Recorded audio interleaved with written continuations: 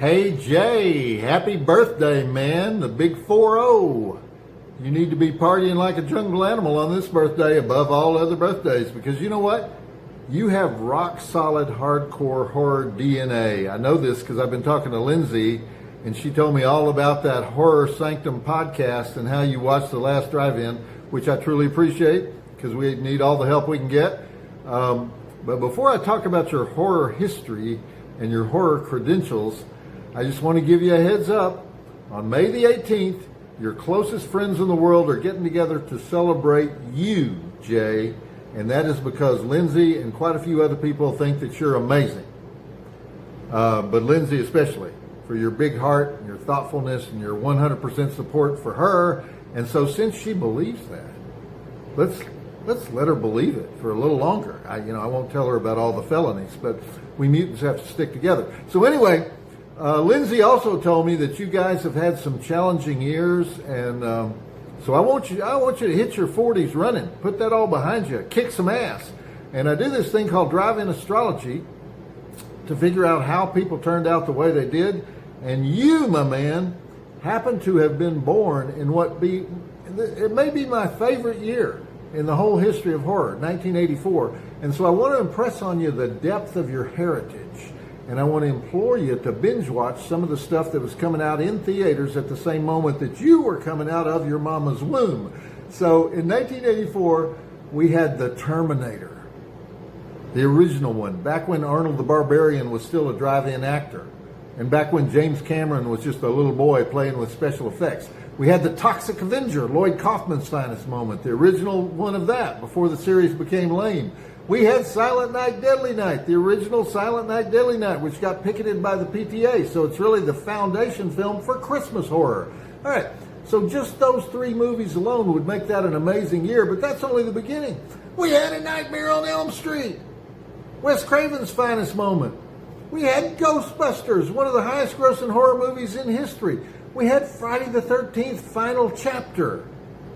That movie wins every poll when you ask the question, what is the best Friday the 13th movie?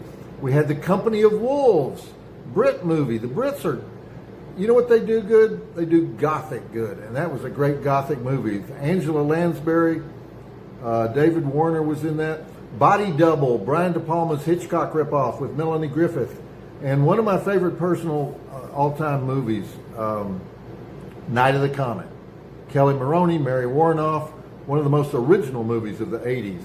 And then we had Chud, which, come to think of it, that was the very first film that we showed on our very first season of The Last Drive-In. Gotta love those cannibalistic humanoid underground dwellers.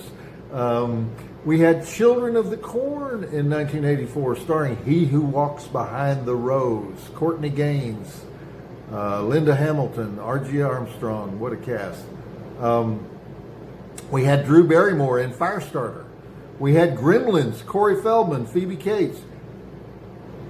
And then we had The Hills Have Eyes Part 2, which sort of goes against my theory because they're bad movies and they're badly reviewed movies, but rarely are there unanimously bad movies. So even Wes Craven has his off days. Starring Tamara Stafford. She retired from acting after that movie came out. I don't know how or why he did it, but Wes Craven put out the best movie of his life and the worst movie of his life in the same year. But there were lots of other titles in 1984 that, kind of got under the radar because they didn't get that blockbuster attention, like Scream for Help, Silent Madness, Razorback. But if you had to make a list of the top 100 horror flicks of the 80s, probably 25 of them would be in the year 1984. So you were probably destined to be the drive-in mutant that you are today. And as a drive-in mutant, I commend you, and I hope you will continue to represent our people. And again, heads up for this event on May 18th. I can't emphasize this enough. You need to be in your finest 1980s attire. Don't skimp on that. And have a great birthday. Party like a jungle animal. You got a whole lot of love surrounding you, so luxuriate in that. You are a lucky man. Give Lindsay a hug for setting this whole thing up. And have a great one, Jay.